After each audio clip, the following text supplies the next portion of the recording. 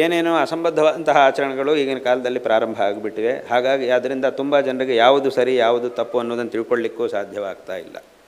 ಅದನ್ನು ಈ ರೀತಿಯಾದಂತಹ ಒಂದು ಪರಿಸ್ಥಿತಿ ಬರುತ್ತೆ ಅನ್ನೋದಕ್ಕೋಸ್ಕರವೇ ಶಂಕರಾಚಾರ್ಯರು ಆವಾಗಲೇ 1200 ವರ್ಷಗಳ ಹಿಂದೆ ತಮ್ಮ ಗ್ರಂಥಗಳಲ್ಲಿ ಅನೇಕ ಉಪದೇಶಗಳನ್ನು ಮಾಡುವಾಗ ಒಂದು ಉಪದೇಶವನ್ನು ಅವರು ಮಾಡಿದ್ದಾರೆ. ಏನು ಅಂತ ಕೇಳಿದರೆ, ದುಸ್ತರ್ಕಾತ್ ಸುವಿರಮ್ಯತಾಂ ಶ್ರುತಿಮತಸ್ತರ್ಕೋನು ಸಂಧೀಯತಾಂ ಅಂತ ಒಂದು ಮಾತನ್ನು ಹೇಳಿದ್ದಾರೆ.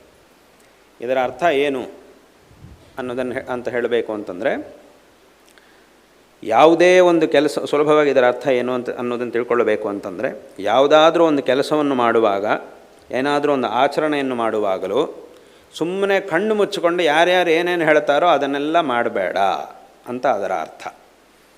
ಇದು ಮೊದಲನೇ ಮಾತಿನ ಅರ್ಥ. ಎರಡನೇ ಮಾತಿನ ಅರ್ಥ ಏನು ಅಂತ ಕೇಳಿದರೆ, ಹಾಗಂಥೇಳಿ ಸುಮ್ಮನೆ ಪ್ರತಿಯೊಂದನ್ನು ಆಕ್ಷೇಪ ಮಾಡ್ತಾ, ಕುತರ್ಕಗಳನ್ನು ಮಾಡ್ತಾ, ವಿತಂಡವಾದ ಮಾಡ್ತಾ ಕೂರಬೇಡ ಅಂತಲೂ ಹೇಳಿದ್ದಾರೆ. ಪ್ರತಿಯೊಂದು ಆಚರಣೆಯನ್ನು ಸುಮ್ಮನೆ ಯಾರು ಏನೇನು ಹೇಳ್ತಾರೋ ಅದು ಅವನು ಹೇಳ್ತಿರೋದು ಸರಿಯಾಗಿದೆಯಾ ಇಲ್ವಾ, ಅವನು ನಿಜವಾಗಲೂ ಪ್ರಾಮಾಣಿಕ ವ್ಯಕ್ತಿಯಾ ಇಲ್ವಾ, ಕೆಲವರು ಇದ್ದಾರೆ. ಈಗ ಅಂಥವರಿಂದಲೇ ಸಮಸ್ಯೆ. ಈಗ ನಮಗೆ ಈ ಅರ್ಧಂಬರ್ಧ ತಿಳ್ಕೊಂಡು ಹೇಳುವವರು, ಇವರು ಹೇಳಿದ್ದನ್ನೆಲ್ಲ ನಂಬಿಬಿಟ್ಟು ಏನೇನೋ ಮಾಡುವವರು, ಇಂಥವರಿಂದಲೇ ಈ ನಿಜವಾಗಲೂ ನಮಗೆ ಸಮಸ್ಯೆ ಉಂಟಾಗ್ತಾ ಇದೆ, ಕೆಟ್ಟ ಹೆಸರು ಸಹ ಬರ್ತಾ ಇದೆ.